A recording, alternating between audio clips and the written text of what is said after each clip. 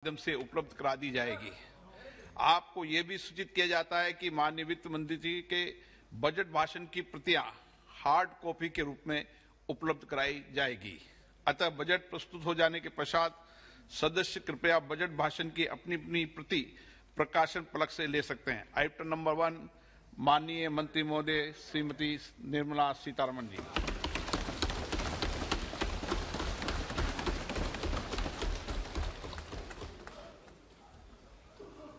मंत्री जी आज digital budget पढ़ रही हैं।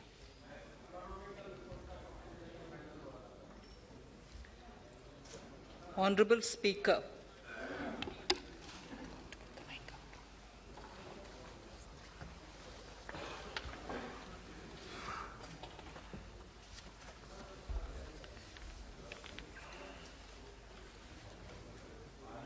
Honorable Speaker, sir, I present the budget for the year 2022-23. At the outset, sir, I want to take a moment to express my empathy for those who had to bear adverse health and economic effects of the pandemic. The overall sharp rebound and recovery of the economy is reflective of our country's strong resilience. India's economic growth in the current year is estimated to be 9.2%, highest among all large economies. I recognize we are in the midst of an Omicron wave with high incidence but milder symptoms. Further, the speed and coverage of our vaccination campaign has helped greatly. With an accelerated improvement of health infrastructure in the past 2 years, we are in a strong position to withstand challenges. I am confident that with Sabka Prayas, we will continue our journey with strong growth. Honorable Speaker, we are marking Azadi Ka Amrit Mahotsav and have entered into Amrit Kal, the 25-year-long lead-up to India at 100. Honorable Prime Minister, in his Independence Day address, had set out the vision for India at 100. By achieving certain goals during Amrit Kal, our government aims to attain this vision. They are complementing the macroeconomic level growth focus with a microeconomic level all-inclusive welfare focus, promoting digital economy and fintech, technology-enabled development, energy transition, and climate action, and relying on virtuous cycle starting from private investment with public capital investment, helping to crowd in private investment. Since 2014, our government's focus has been on empowerment of citizens, especially the poor and the marginalized. Measures have included programs that have provided housing, electricity, cooking gas, and access to water. We also have programs for ensuring financial inclusion and direct benefit transfers. We are committed to strengthening the abilities of the poor to tap all opportunities. Our government constantly strives to provide the necessary ecosystem for the middle classes, a vast and wide section which is populated across various middle-income brackets, to make use of the opportunities they so desire. This budget seeks to lay the foundation and give a blueprint to steer the economy over Amrit Kal of the next 25 years, from India at 75 to India at 100. It continues to build on the vision drawn in the budget of 21-22. Its fundamental tenets, which included transparency of financial statement and fiscal position, reflect the government's intent, strengths, and challenges. This continues to guide us. The initiatives of the last year's budget have seen significant progress and have been provided with adequate allocations in this budget as well. The strengthening of health infrastructure, speedy implementation of the vaccination program, and the nationwide resilient response to the current wave of the pandemic are evident for all. the productivity-linked incentive in 14 sectors for achieving the vision of Atmanirbhar Bharat has received excellent response, with potential to create 60 lakh new jobs and an additional production of 30 lakh crore during next 5 years. Towards implementation of the new public sector enterprise policy, the strategic transfer of ownership of Air India has been completed. The strategic partner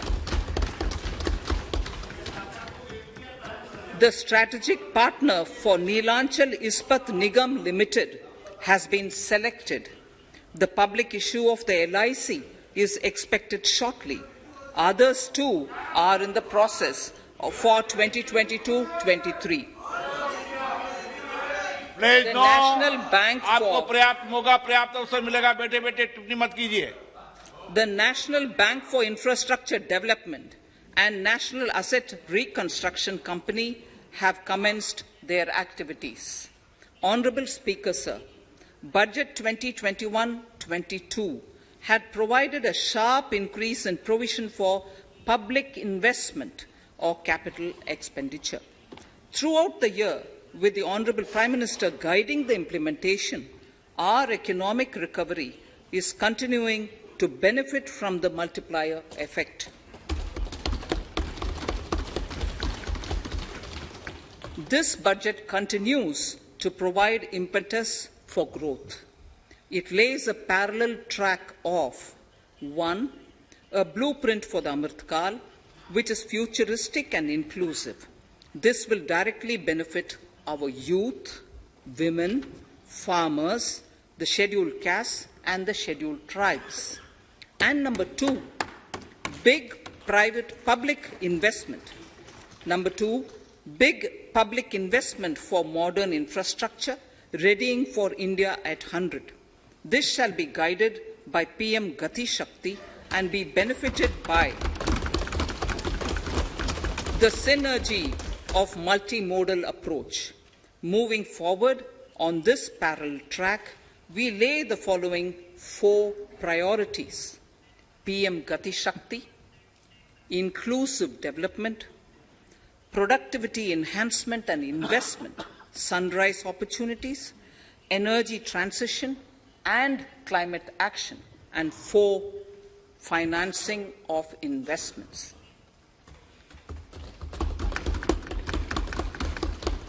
PM Gati Shakti.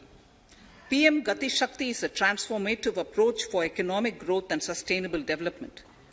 The approach is driven by 7 engines, namely roads, railways, airports, ports, mass transport, waterways, and logistics infrastructure. All 7 engines will pull forward the economy in unison. These engines are supported by the complementary roles of energy transmission, IT communication, bulk water and sewerage, and social infrastructure.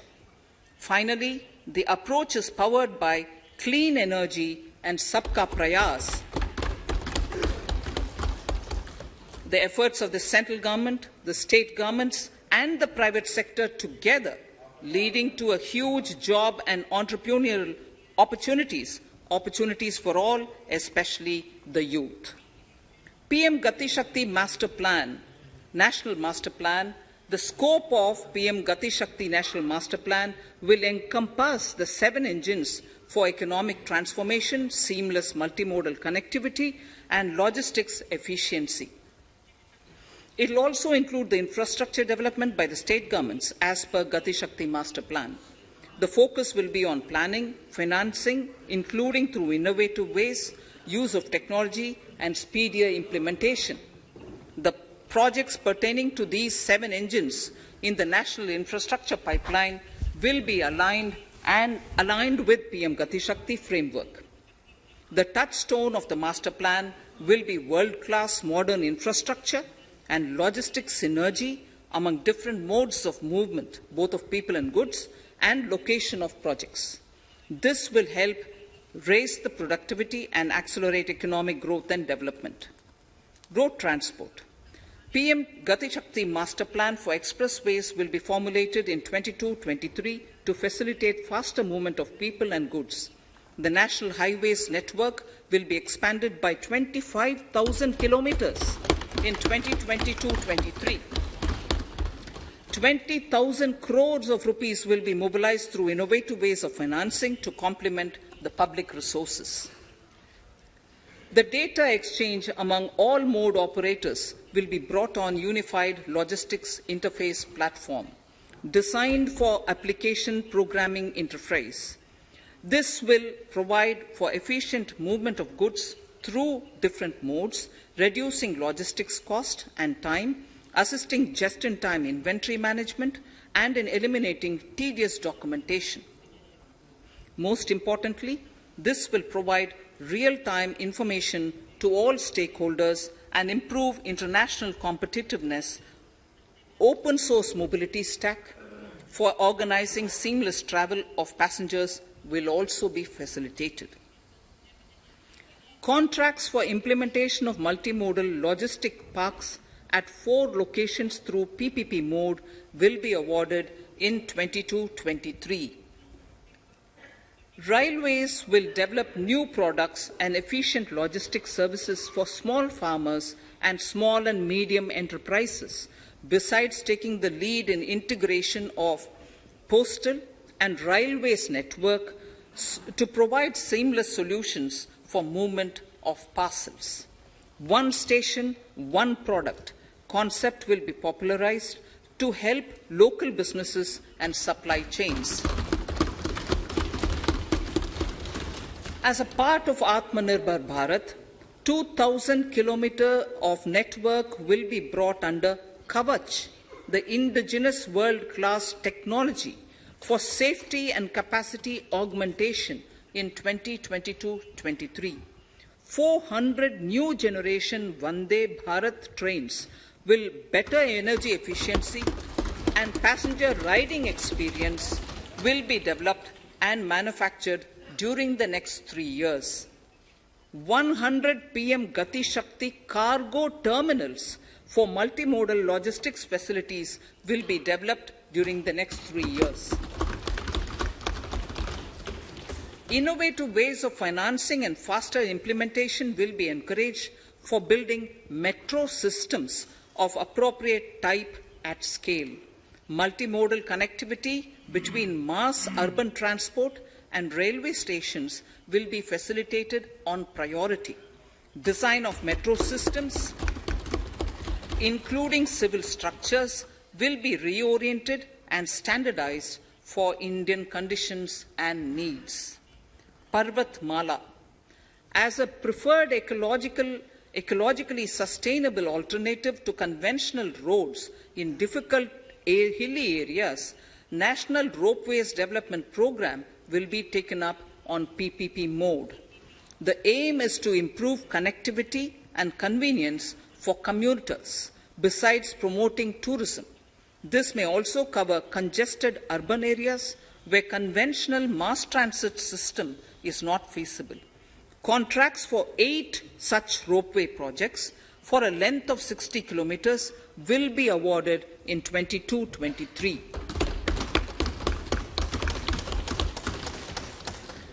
With technical support from the Capacity Building Commission, central ministries, state governments, and their infra agencies will have their skills upgraded. This will ramp up capacity in planning, design, financing, including innovative ways, and implementation management of the PM Gati Shakti infrastructure projects. Inclusive development, our second priority. Agriculture.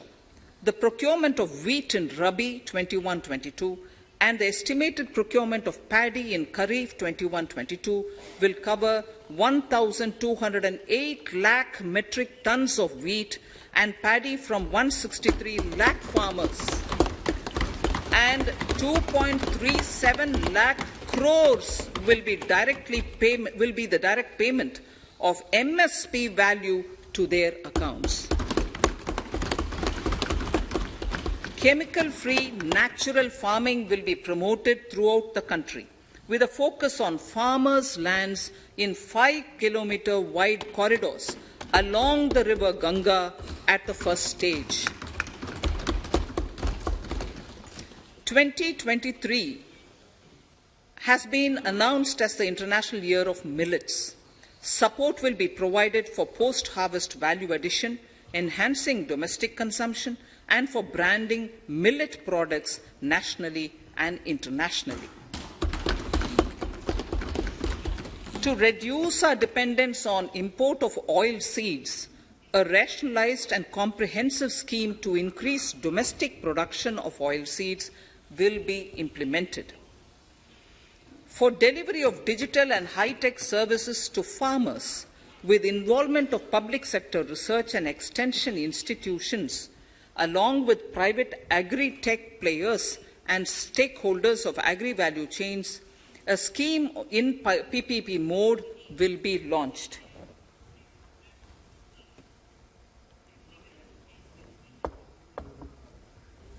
Use of Kisan drones will be promoted for crop assessment, digitization of land records, spraying of insecticides and nutrients.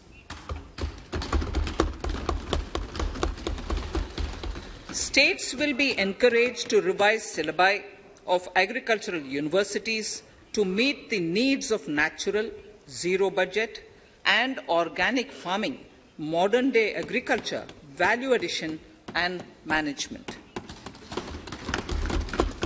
A fund with blended capital raised under the co-investment model will be facilitated through the NABARD. This is to finance startups for agriculture and rural enterprise relevant for farm produce value chain. The activities of these startups will include, inter alia, support for FPOs, machinery for farmers on rental basis at farm level, and technology including IT-based support. The implementation of the Ken-Betwa link project at an estimated cost of 44,605 crores will be taken up. This is aimed at providing irrigation benefits to 9.0 lakh hectare of farmers' lands, drinking water supply to 62 lakh people, 103 megawatt of hydro, 27 megawatt of solar power, allocations of 4,300 crores of rupees in the RE 21-22 and 1,400 crores of rupees in 22-23 have been made for this project. Honourable Speaker, sir, draft DPRs for 5 river links, namely Daman-Ganga Pinjal, Par-Tapi Narmada, Godavari Krishna, Krishna Pennar, and Pennar Kaveri have been finalized. Once a consensus is reached among the beneficiary states, the Centre will provide support for their implementation. For farmers to adopt suitable varieties of fruits and vegetables and to use appropriate production and harvesting techniques, our government will provide a comprehensive package with participation of state governments. MSMEs, Udyam, eShram, NCS and Asim portals will be interlinked. Their scope will be widened. They will now perform as portals with live organic databases, providing G2C, B2C and B2B services. These services will relate to credit facilitation, skilling and recruitment with an aim to further formalize the economy and enhance entrepreneurial opportunities for all. Emergency Credit Line Guarantee Scheme has provided the much-needed additional credit to more than 130 lakh MSMEs. This has helped them mitigate the adverse impact of the pandemic. The hospitality and related services, especially those by micro and small enterprises, are yet to regain their pre-pandemic level of business. Considering these aspects, the ECLGS will be extended up to March 2023, and its guarantee cover will be expanded by 50,000 crores of rupees to total cover of 5 lakh crores.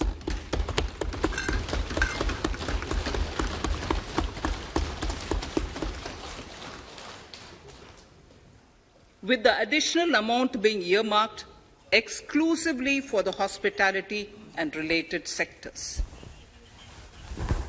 Credit Guarantee Trust for Micro and Small Enterprises, CGT-MSE, scheme will be revamped with required infusion of funds. This will facilitate additional credit of 2 lakh crore for micro and small enterprises and expand employment opportunities.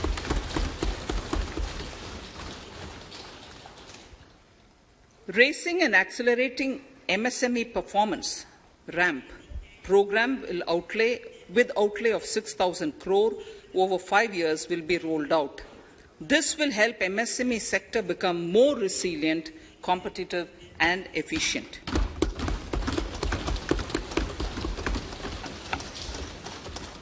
Skilling programs and partnership with the industry will be reoriented to promote continuous skilling avenues, sustainability and employability. The National Skill Qualification Framework will be aligned with dynamic industry needs. Digital ecosystem for skilling and livelihood, the Desh Stack e-portal, will be launched.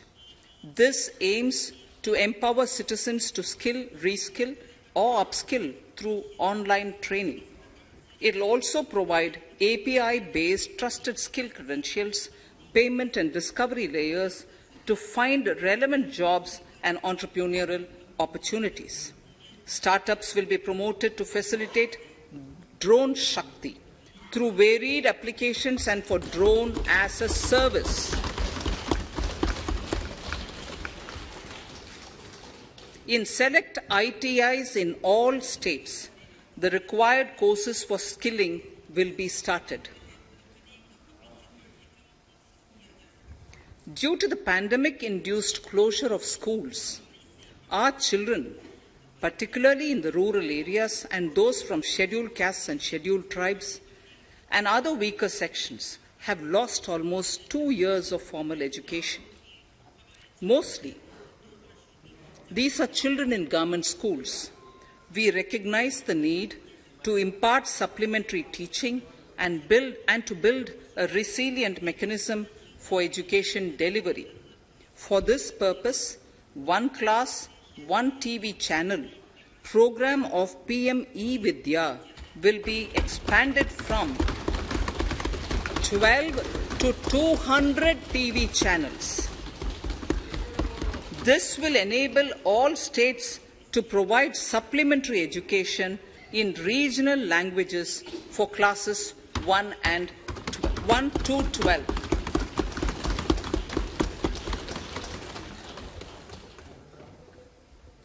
High-quality e-content in all spoken languages will be developed for delivery via internet, mobile phones, TV, and through radio and digital teachers.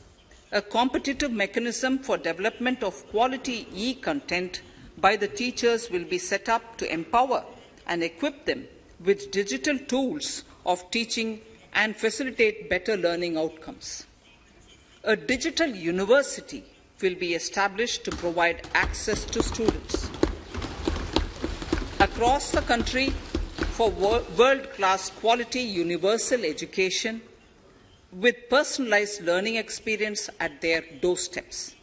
This will be made available in different Indian languages and ICT formats. The university will be built on a networked hub and spoke model, with the hub building cutting-edge ICT expertise. The best public universities and institutions in the country will collaborate as a network of hub and spoke. An open platform for the national digital health ecosystem will be rolled out. It will consist of digital registries of health providers and health facilities, unique health identity, consent framework, and universal access to health facilities. The pandemic has accentuated mental health problems in people of all ages. To better the access to quality mental health counselling and care services, a national tele-mental health program will be launched. This will include a network of 23 tele-mental health centres of excellence, with NIMHANS being the nodal centre, and International Institute of Information Technology, Bangalore, IIIT Bangalore, providing technology support. Recognizing the importance of Nari Shakti as the harbinger of our bright future and for women-led development, during the Amrit Kal, our government has comprehensively revamped the schemes of the Ministry of Women and Child Development.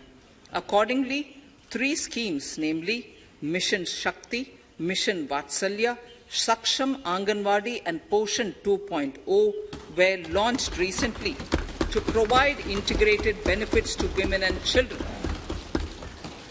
Saksham Anganwadis are a new generation Anganwadis that have better infrastructure and audio-visual aids, powered by clean energy and providing improved environment for early childhood development. 2 lakh Anganwadis will be upgraded under this scheme. Current coverage of Har Ghar Nal Se Jal is 8.7 crores. Of this, 5.5 crore households were provided tap water in last 2 years itself. Allocation of 60,000 crores of rupees has been made with an aim to cover 3.8 crore households in 2022 and 23. In 22-23, 80 lakh houses will be completed for the identified eligible beneficiaries of the PM Awas Yojana, both rural and urban. 48,000 crores is allotted for this purpose. The central government will work with the state governments for reduction of time required for all land and construction-related approvals, for promoting affordable housing for middle class and for the economically weaker sections in urban areas. We shall also work with the financial sector regulators to expand access to capital along with reduction in cost of intermediaries. A new scheme, Prime Minister's Development Initiative for the Northeast, will be implemented through the Northeastern Council. It will fund infrastructure in the spirit of PM Gati Shakti and social development projects based on felt needs of the Northeast. This will enable livelihood activities for youth and women, filling the gaps in various sectors. It will not be a substitute for existing central or state schemes. While the central ministries may also post their candidate projects, priority will be given to those posted by the states. An initial allocation of 1,500 crores of rupees will be made, and the initial list of projects is given in Annexure 1 of my speech.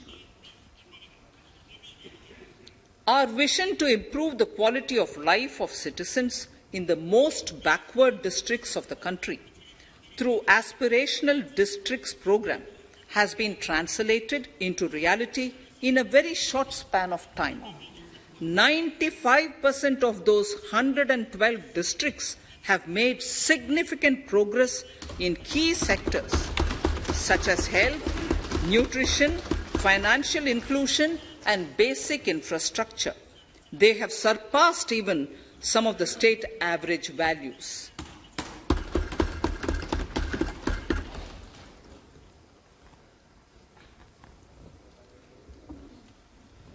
However, in those districts, some blocks continue to lag.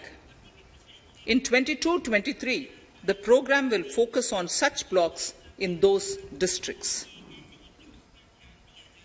Border villages with sparse population, limited connectivity and infrastructure often get left out from the development gains. Such villages on the northern border will be covered under a new Vibrant Villages program. The activities will include construction of village infrastructure, housing, tourist centers, road connectivity, provisioning of decentralized renewable energy, direct-to-home access for Doordarshan and educational channels, and support for their livelihood generation. Additional funding for these activities will be provided. Existing schemes will be converged. We will define their outcomes and monitor them on a constant basis. In 2022, 100% of 1.5 lakh post offices will come on the core banking system, enabling financial inclusion and access to accounts through net banking, mobile banking, ATMs, and also provide online transfer of funds between post office accounts and bank accounts. This will be helpful, especially for farmers and senior citizens in rural areas, enabling interoperability and financial inclusion. Honourable Speaker, sir, in recent years, digital banking, digital payments, and fintech innovations have grown at a rapid pace in the country. Government is continuously encouraging these sectors to ensure that the benefits of digital banking reach every nook and corner of the country in a consumer-friendly manner. Taking forward this agenda and to mark 75 years of our independence, it is proposed to set up 75 digital banking units in 75 districts of the country by scheduled commercial banks. The financial support for digital payment ecosystem announced in the previous budget will continue in 22-23 as well. This will encourage further adoption of digital payments. There will also be a focus to promote use of payment platforms that are economical and user-friendly. Sir, I move to the next priority. In recent years, over 25,000 compliances were reduced and nearly 1,500 union laws were repealed. This is the result of our government's strong commitment for minimum government and maximum governance. 1,486 union laws were repealed. Our trust in the public and ease of doing business is what is highlighted here, sir. For the Amrit Kal, the next phase of ease of doing business 2.0 and ease of living will be launched. In our endeavour to improve productive efficiency of capital and human resources, we will follow the idea of trust-based governance. The new phase will be guided by an active involvement of the states, digitization of manual processes and interventions, integration of the central and state level systems through IT bridges, a single point access for all citizen-centric services, and standardization and removal of overlapping compliances. Crowdsourcing of suggestions and ground-level assessment of the impact with active involvement of citizens and businesses will be encouraged. A single window portal Parivesh for all green clearances was launched in 2018. It has been instrumental in reducing the time required for approvals significantly. The scope of this portal will be expanded to provide information to the applicants based on location of units. Information about specific approvals will be provided. It will enable application for all 4 approvals through a single form and tracking of the process through Centralized Processing Center Green, CPC Green. E-passports. The issuance of e-passports using embedded chip and futuristic technology will be rolled out in 22-23 to enhance the convenience for the citizens in their overseas travel. By the time of India at 100, nearly half our population is likely to be living in urban areas. To prepare for this, orderly urban development is of critical importance. This will help realize the country's economic potential, including livelihood opportunities for the demographic dividend. For this, on the one hand, we need to nurture the megacities and their hinterlands to become current centers of economic growth. On the other, we need to facilitate Tier 2 and Tier 3 cities to take on the mantle in the future. This would require us to reimagine our cities into centers of sustainable living with opportunities for all, including women and our youth. For this to happen, urban planning cannot continue with a business-as-usual approach. We plan to steer a paradigm change. A high-level committee of reputed urban planners, urban economists, and institutions will be formed to make recommendations on urban sector policies, capacity building, planning, implementation, and governance. For urban capacity building, support will be provided to the states. Modernization of building bylaws, town planning schemes, transit-oriented development will be implemented. This will facilitate reforms for people to live and work closer to the mass transit systems. The central government's financial support for mass transit projects and Amrit scheme will be leveraged for formulation of action plans and their implementation for facilitating the TOD and TPS by the states. For developing India-specific knowledge in urban planning and design, and to deliver certified training in these areas, up to 5 existing academic institutions in different regions will be designated as centers of excellence. These centers will be provided endowment fund of 250 crore each. In addition, the AICTE will take the lead to improve syllabi, quality and access of urban planning courses in other institutions. We will promote a shift to use of public transport in urban areas. This will be complemented by clean tech and governance solutions, special mobility zones with zero fossil fuel policy and EV vehicles. Battery swapping policy. Considering the constraint of space in urban areas, for setting up charging stations at scale, a battery swapping policy will be brought out and interoperability standards will be formulated.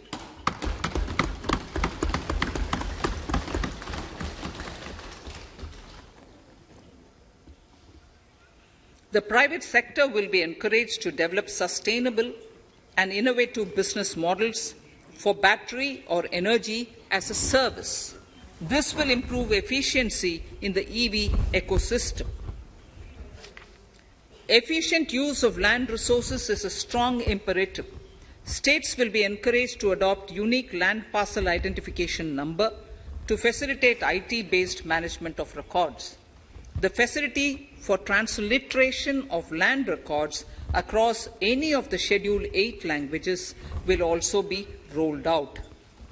The adoption of linkage with National Generic Document Registration System, NGDRS, with the One Nation, One Registration software will be promoted as an option for uniform process of registration and anywhere registration of deeds and documents. Necessary amendments in the code IBC will be carried out to enhance the efficiency of the resolution process and facilitate cross-border insolvency resolution. Accelerated corporate exit. Several IT-based systems have been established for accelerated registration of new companies.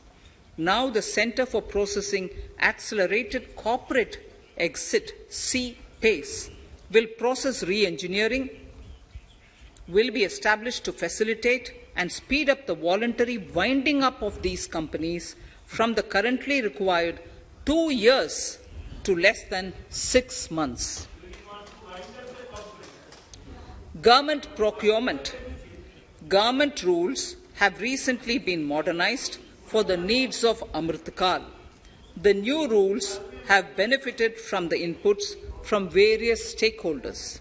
The modernized rules allow use of transparent quality criteria besides cost and evaluation of complex tenders.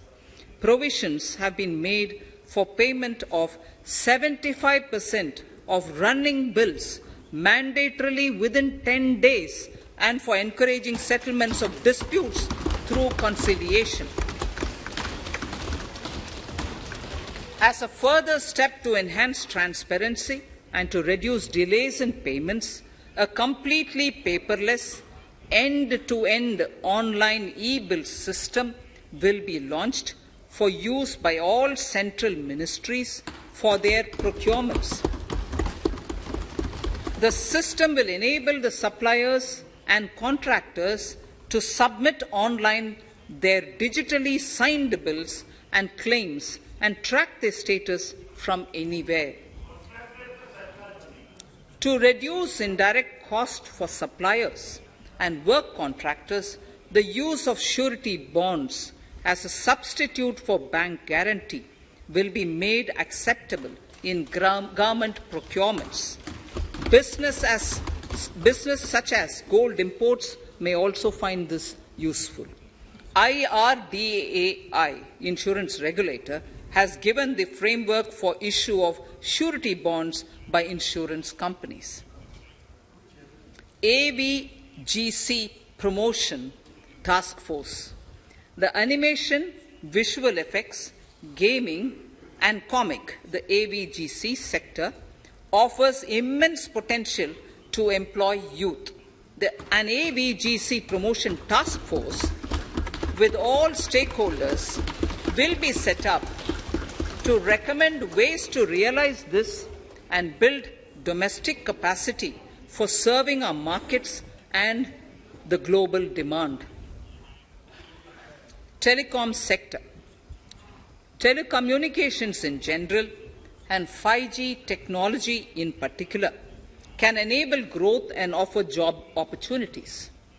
Required spectrum auctions will be conducted in 2022 to facilitate rollout of 5G's mobile services within 2022-23 by private telecom providers. A scheme for design-led manufacturing will be launched to build a strong ecosystem for 5G as part of the production-linked incentive scheme.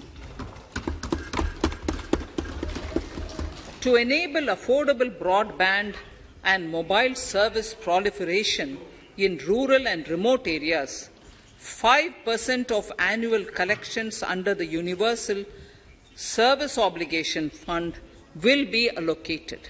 This will promote R&D and commercialization of technologies and solutions.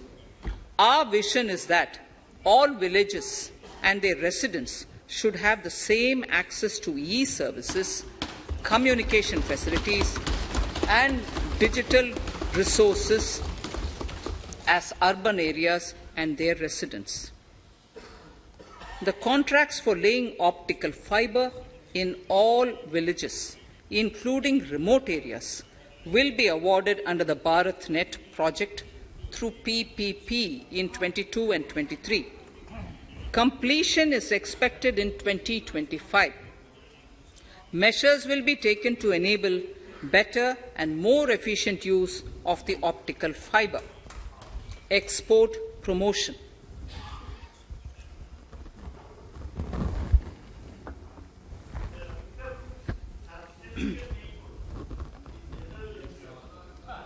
The Special Economic Zones Act will be replaced with a new legislation that will enable the states to become partners in development of enterprise and service hubs.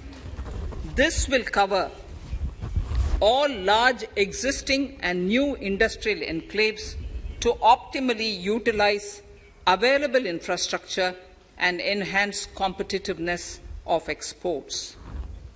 Atmanirbharta in defense. Our government is committed to reducing imports and promoting Atmanirbharta in equipment for the armed forces. 68% of the capital procurement budget will be earmarked for domestic industry in 22-23, up from 58% in 21-22. Defense R&D will be opened up for industry, startups, and academia, with 25% of defense R&D budget earmarked. Private industry will be encouraged to take up design and development of military platforms and equipment in collaboration with DRDO and other organizations through SPV model.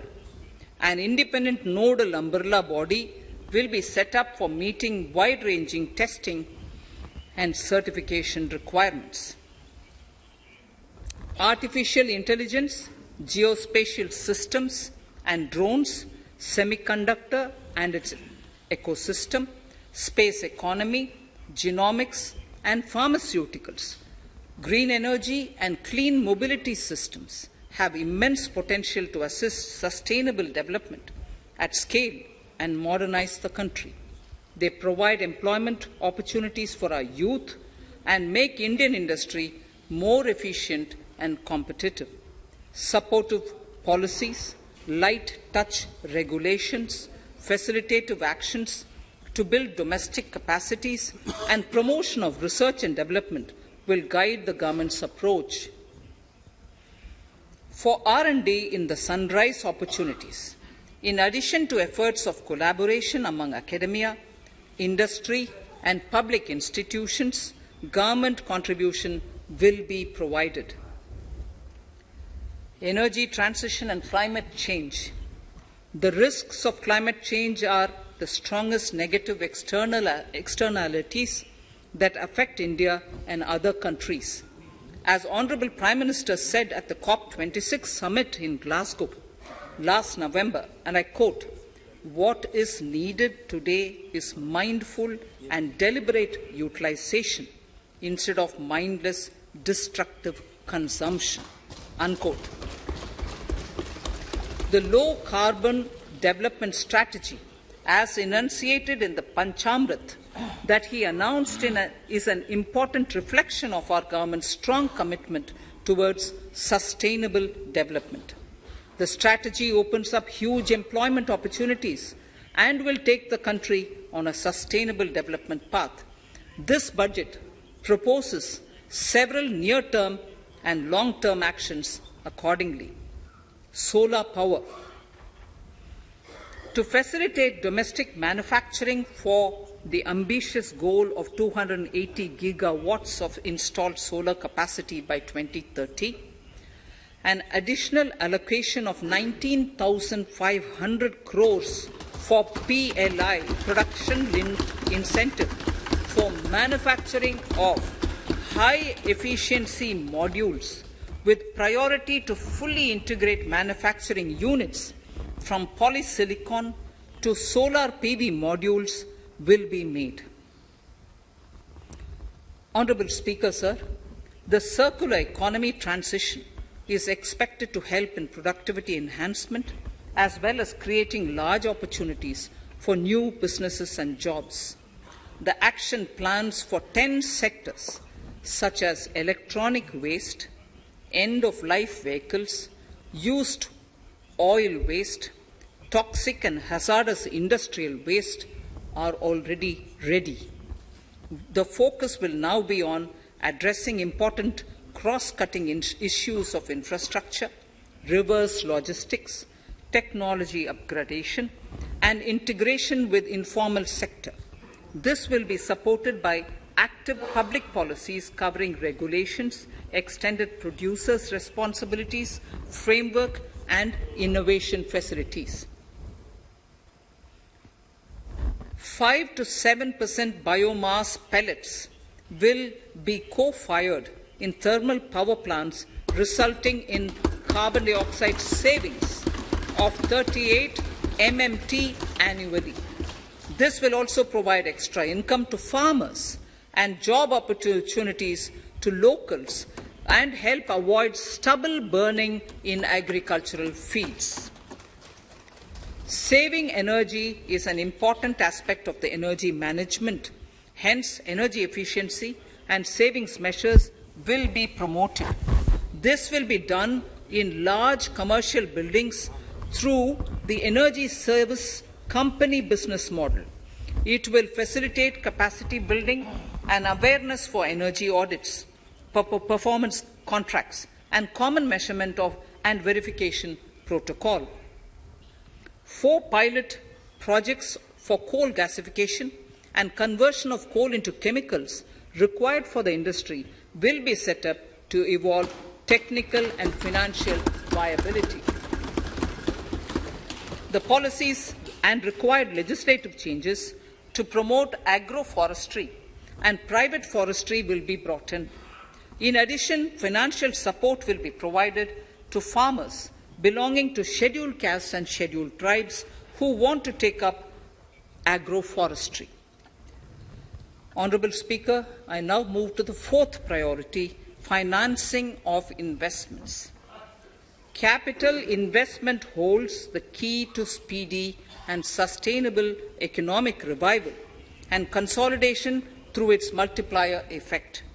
Capital investment also helps in creating employment opportunities, induced enhanced demand for manufactured input from large industries and MSMEs, services from professionals, and help farmers through better agri-infrastructure. The economy has shown strong resilience to come out of the effects of the pandemic with high growth.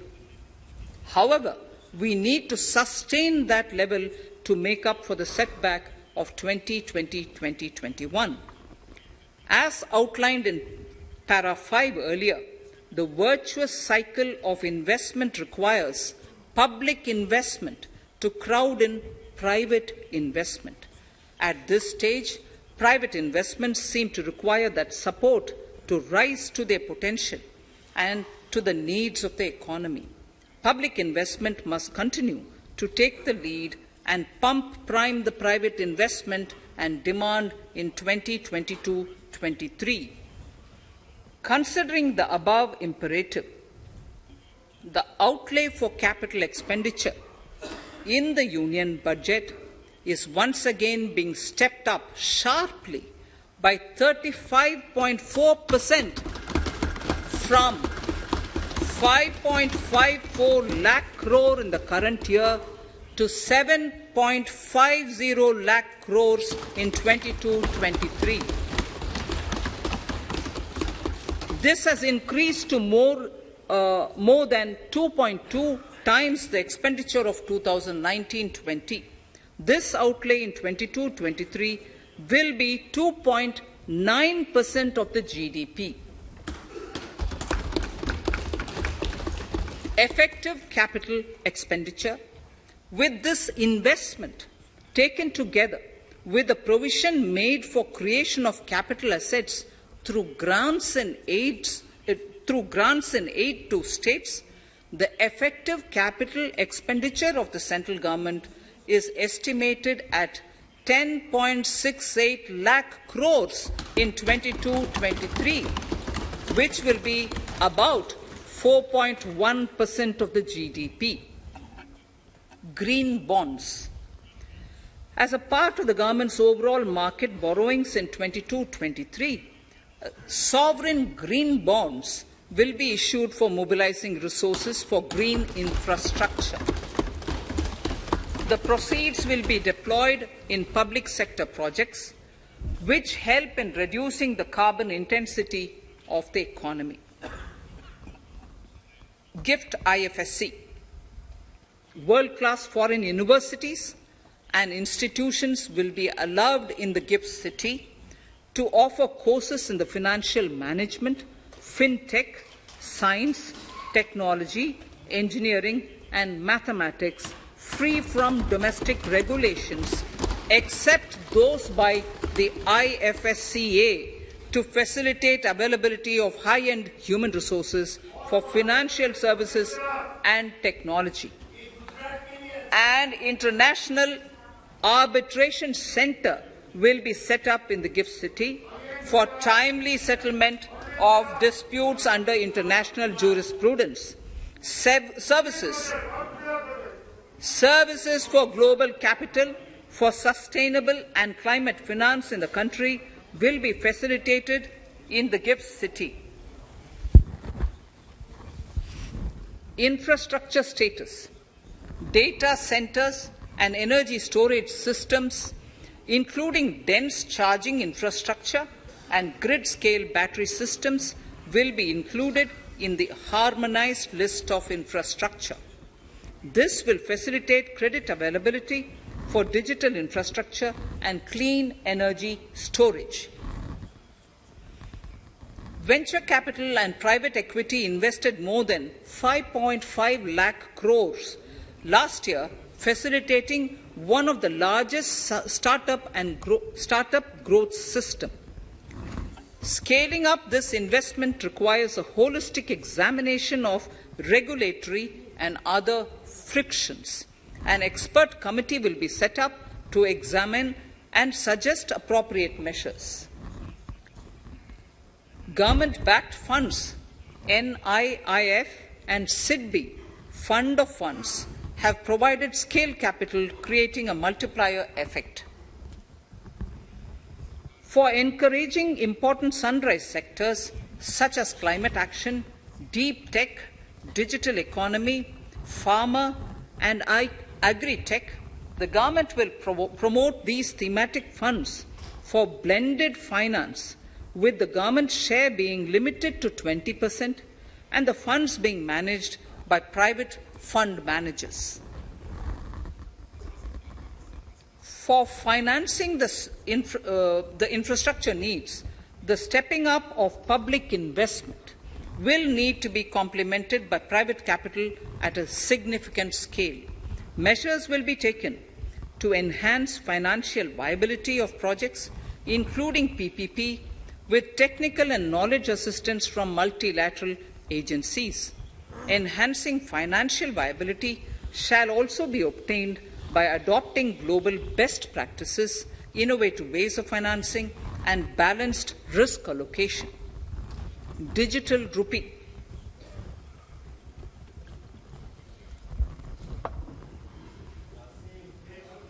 Introduction of a central bank digital currency will give a big boost to digital economy. Digital currency will also lead to a more efficient and cheaper currency management system.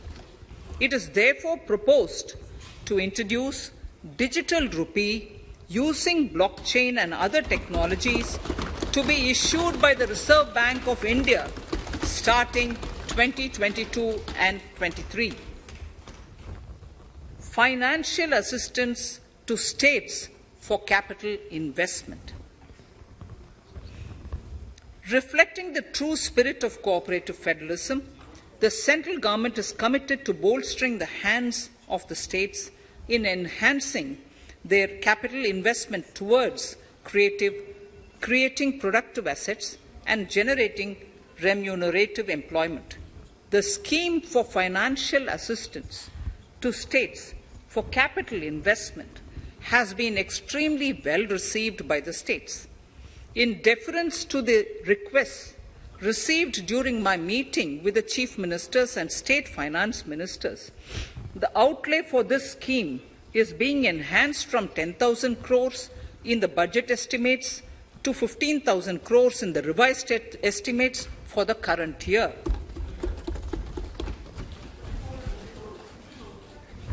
For 22-23,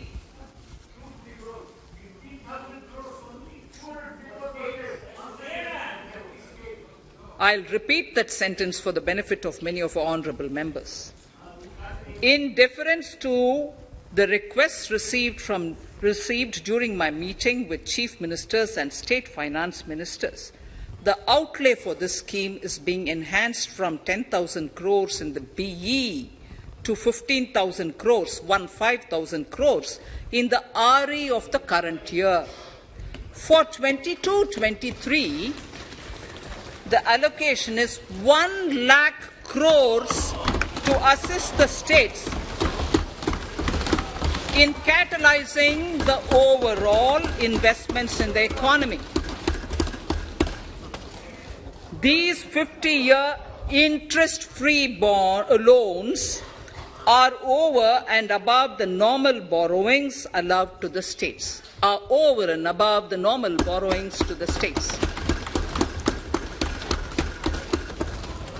This allocation will be used for PM Gati Shakti related and other productive capital investments of the states. It will also include components for supplemental funding for priority segments of PM Gram Sadak Yojana, including support for the state share, digitization of the economy, including digital payments and completion of OFC network, and reforms related to building bylaws, town planning schemes, transit-oriented development, and transferable development rights. In 22-23, in accordance with the recommendations of the 15th Finance Commission, the states will be allowed a fiscal deficit of 4% of the GSDP, of which 0.5% will be tied to power sector reforms, for which the conditions have already been communicated in 21-22. Fiscal management. As against a total expenditure of 34.83 lakh crores of rupees projected in the BE 21-22, the revised estimate is 37.70 lakh crores. The revised estimate of capital expenditure is 6.3 lakh crores of rupees. This includes an amount of 51,971 crores towards settlement of outstanding guaranteed liabilities of Air India and its other sundry commitments. Coming to the budget estimates, Honourable Speaker, sir, the total expenditure in 22-23 is estimated at 39.45 lakh crores, while the total receipts other than borrowings are estimated at 22.84 lakh crores of rupees.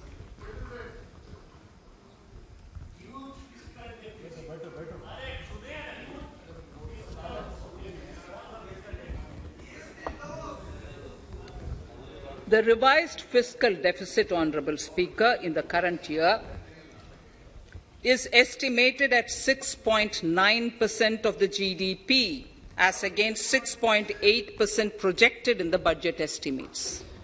The fiscal deficit is in 22-23 is estimated at 6.4% of the GDP, which is consistent with the broad path of the fiscal consolidation announced by me last year to reach a fiscal deficit level below 4.5% by 25-26. While setting the fiscal deficit level in 22-23, I am conscious of the need to nurture growth through public investment to become stronger and sustainable. I will now move to Part B of my speech.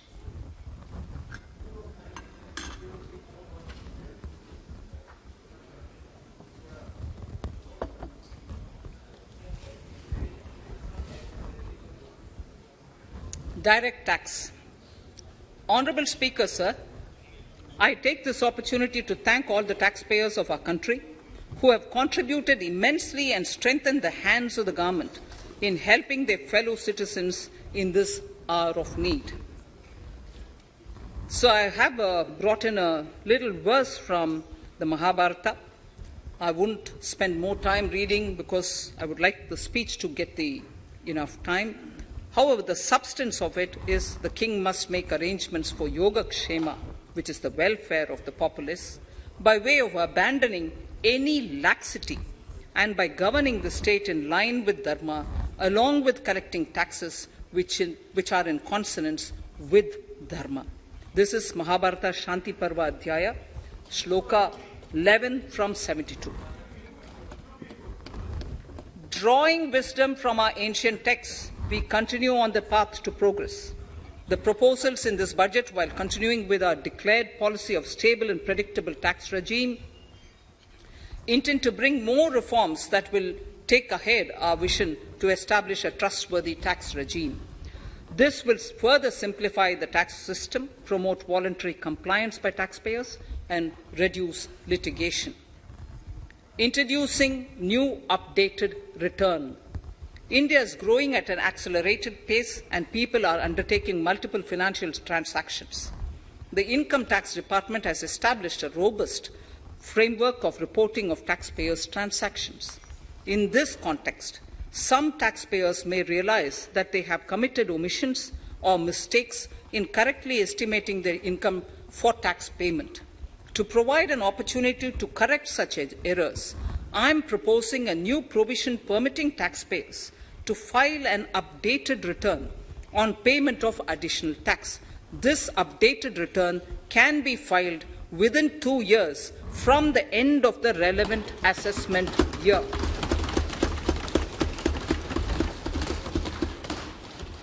Honourable Speaker, sir, presently, if the department finds out that some income has been missed out by an assessee, it goes through a lengthy process of adjudication.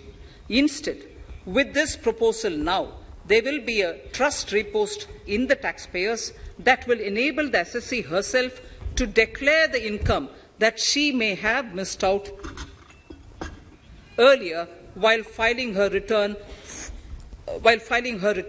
Full details of the proposal are given in the finance bill. It is an affirmative step in the direction of voluntary compliance.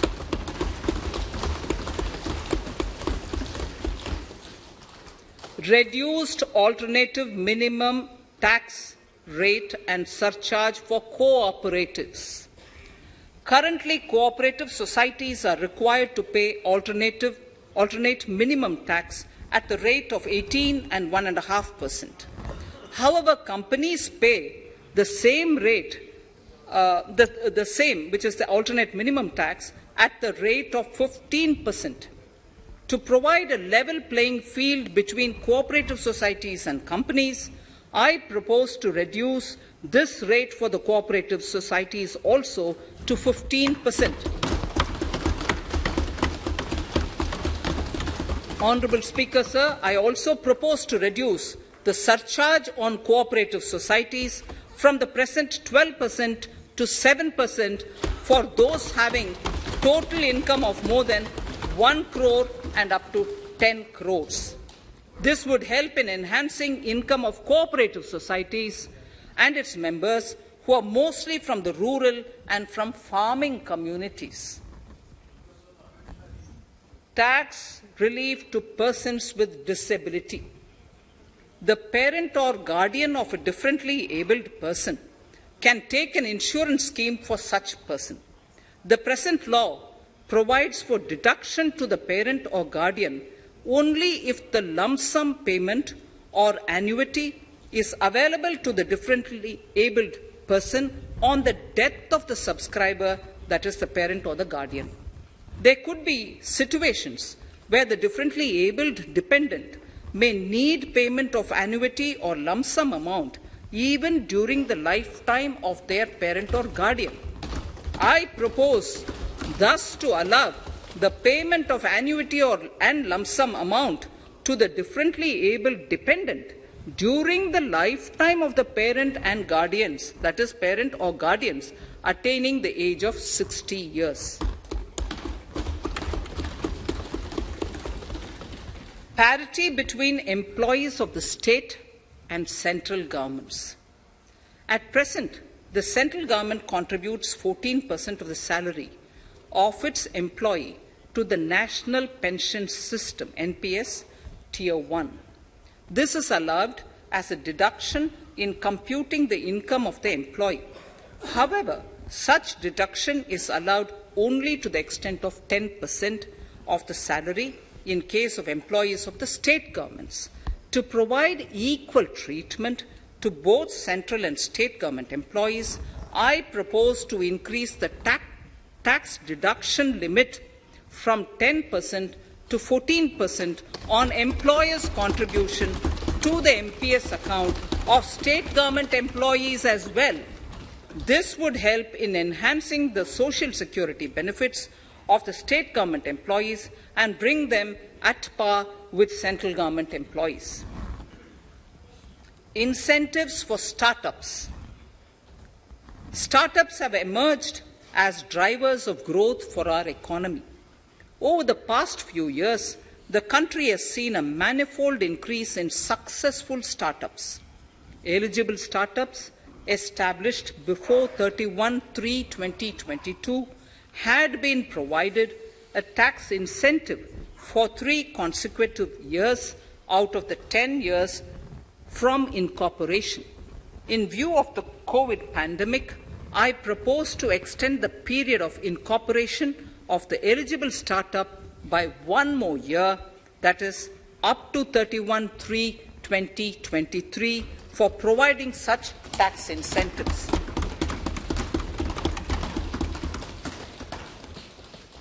Incentives for newly incorporated manufacturing entities under concessional tax regime. In an effort to establish a global competitive business environment for certain domestic companies, a concessional tax regime of 15% was introduced by our government for newly incorporated domestic manufacturing companies. I propose to extend the last date for commencement of manufacturing or production under Section 115B(ab) by 1 more year, that is, from 31st March 2023 to 31st March 2024.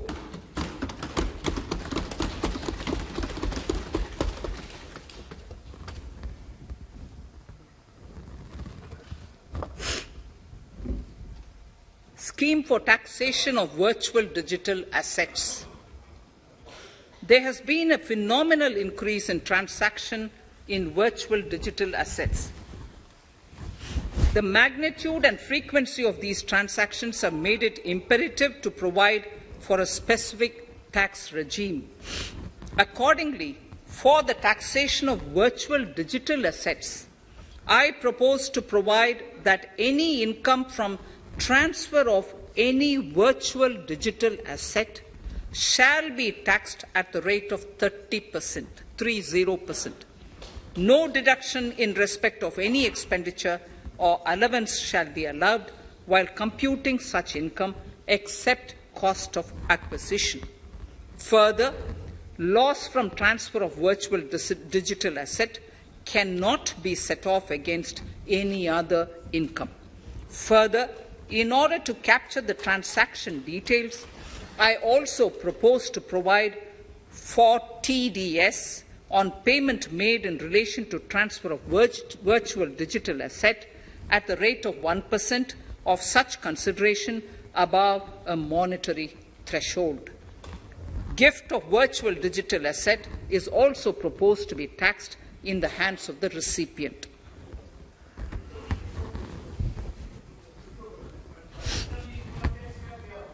Litigation management to avoid repetitive appeals by the department.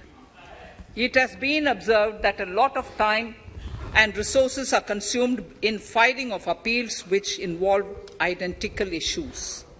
Taking forward our policy of sound litigation management, I propose to provide that if a question of law in the case of an assessee is identical to a question of law which is pending in the appeal before a jurisdictional High Court or Supreme Court, in any case, the filing of further appeal in the case of this assessee by the department shall be deferred till such a question of law is decided by the jurisdictional High Court or the Supreme Court.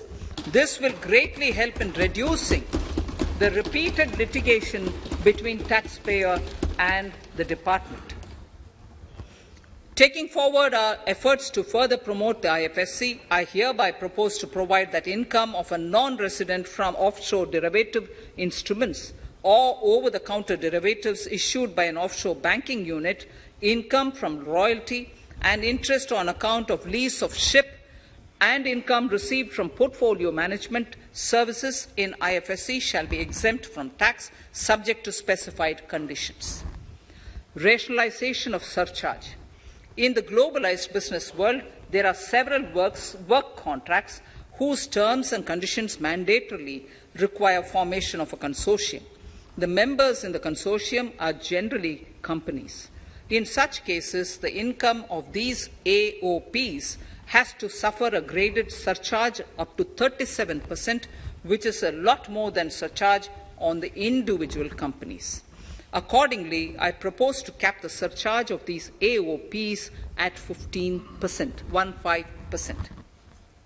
Further, the long-term capital gains on listed equity shares, units, etc., are liable to maximum surcharge of 15%, while other long-term capital gains are subjected to a graded surcharge which goes up to 37%.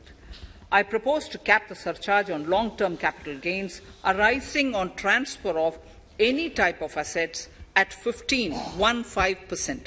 This step will give a boost to startup community, and along with my proposal on the extended tax benefits to manufacturing companies and startups, reaffirms our commitment to Atmanirbhar Bharat.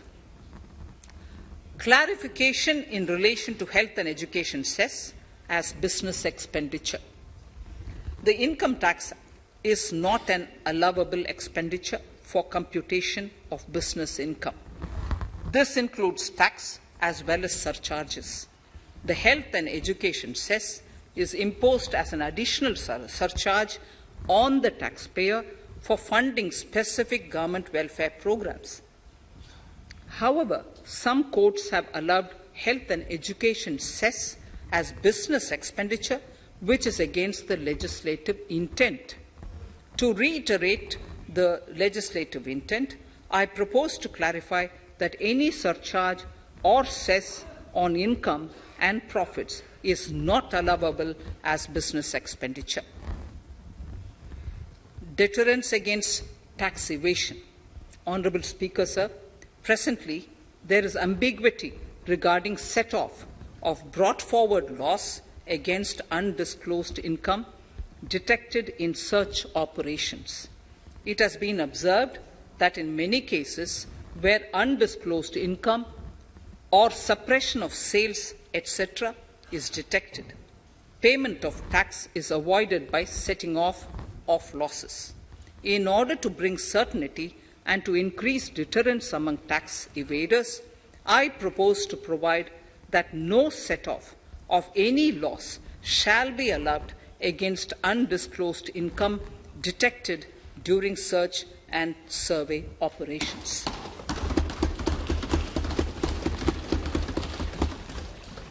It has been noticed that as a business promotion strategy, there is a tendency on businesses to pass on benefits to their agents. Such benefits are taxable in the hands of the agents. In order to track such transactions, I propose to provide for tax deduction by the person giving benefits if the aggregate value of such benefits exceeds 20,000 rupees during the financial year. A few other changes are being made, the details of which are there in the finance bill. Indirect taxes. So, remarkable progress in GST.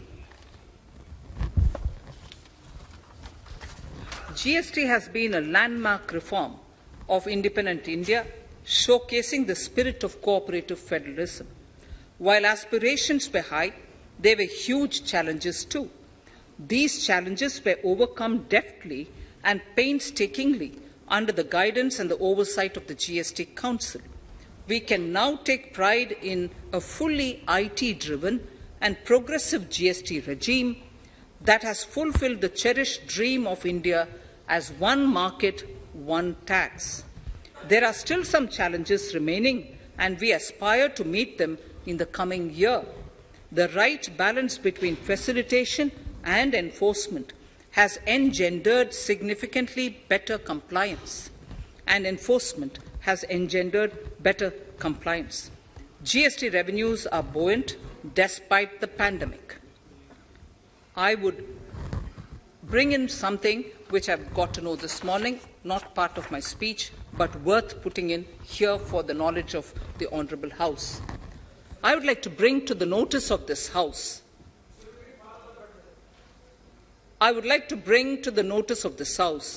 that the gross GST collections for the month of January 22 are rupees 1,40,986 crores, which is the highest since the inception of GST. This has been possible due to rapid economic growth, recovery, post-COVID,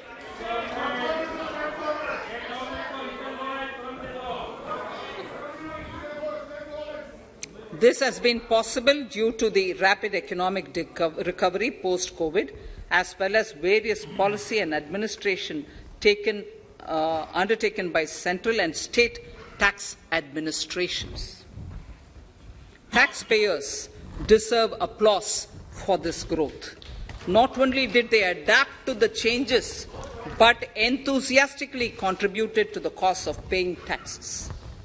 Special economic zones. In Part A of my speech, I have referred to the proposed reforms in SEZs.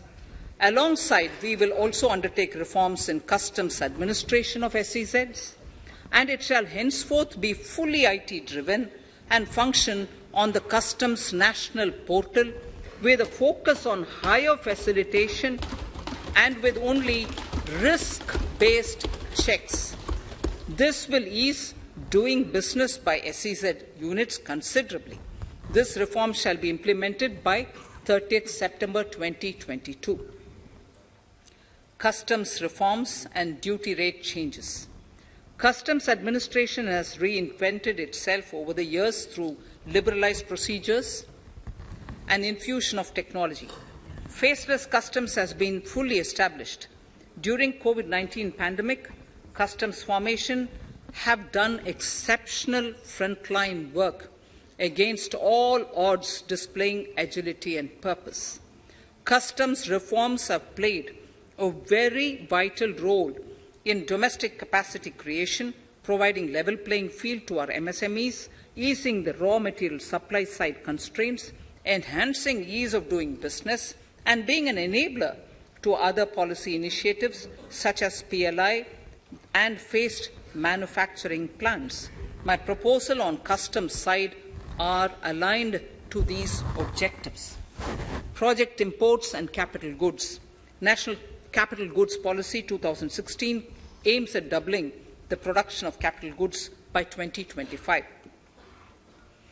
This would create an employment opportunities and result in increased economic activity. However, several duty exemptions, even extending to over 3 decades, in some cases have been granted to capital goods for various sectors like power, fertilizer, textiles, leather footwear, food processing, and fertilizers. These exemptions have hindered the growth of the domestic capital goods sector. Similarly, project import duty concessions have also deprived the local producers of a level playing field in areas like coal mining projects, power generation, transmission or distribution projects, railway and metro projects. Our experience suggests that reasonable tariffs are conducive to the growth of domestic industry and make in India without significantly impacting the cost of essential imports. Accordingly, Honourable Speaker, Sir, it is proposed to phase out the concessional rates in capital goods and project imports gradually and apply a moderate tariff of 7.5%. Certain exemptions for advanced machineries that are not manufactured within the country shall continue. A few exemptions are being introduced on inputs like specialized castings, ball screw, and linear motion guide to encourage domestic manufacturing of capital goods. In the last two budgets, we have rationalized several customs exemptions. We have once again carried out an extensive consultation, including by crowdsourcing. As a result of these consultations, more than 350 exemption entries are proposed to be gradually phased out. These include exemptions on certain agricultural produce,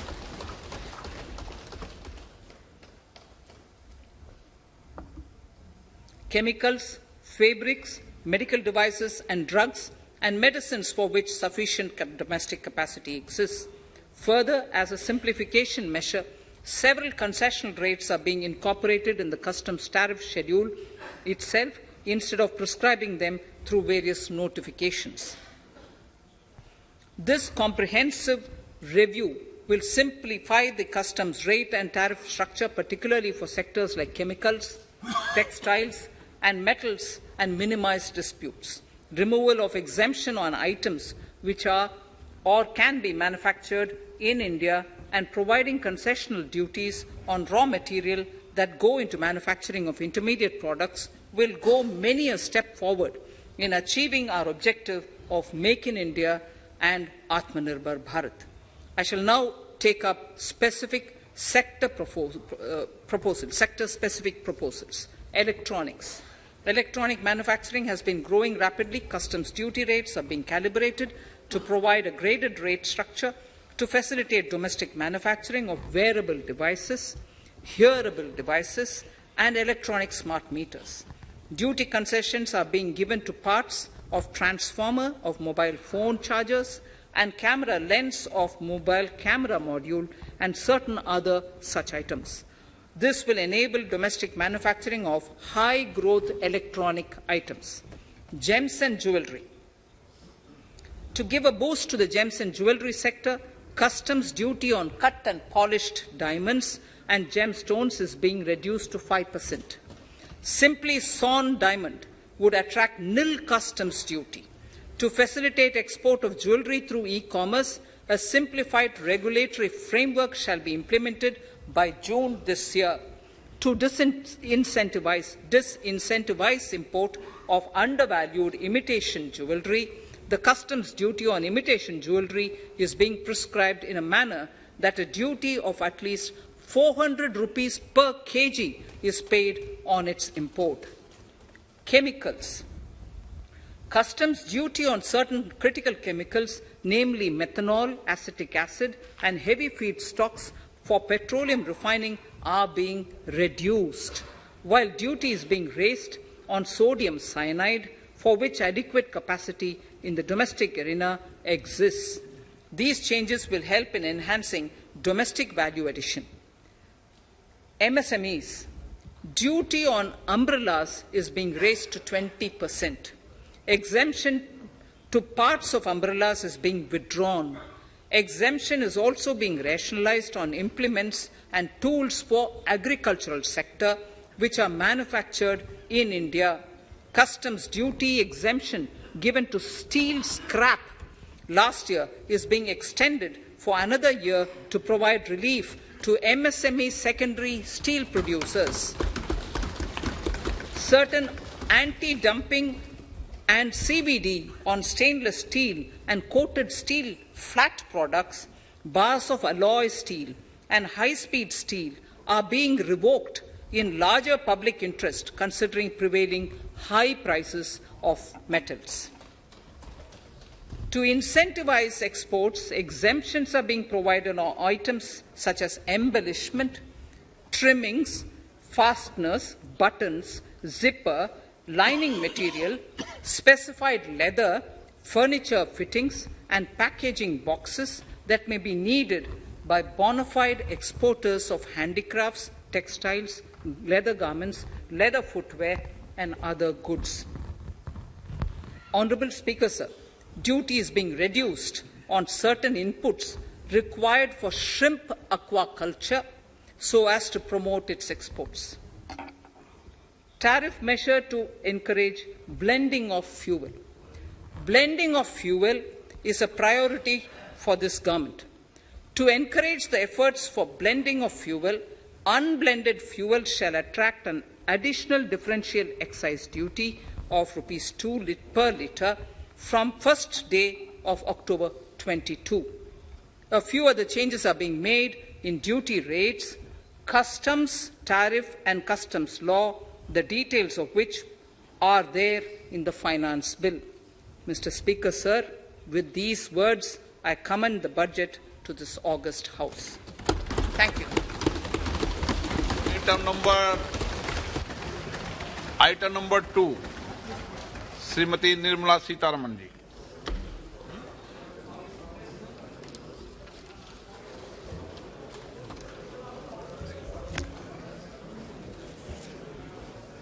Sir, with your permission, I rise to lay on the table the following statements under Section 3(1) of the Fiscal Responsibility and Budget Management FRBM Act 2003, Medium-Term Fiscal Policy cum Fiscal Policy Strategy Statement and Macroeconomic Framework Statement.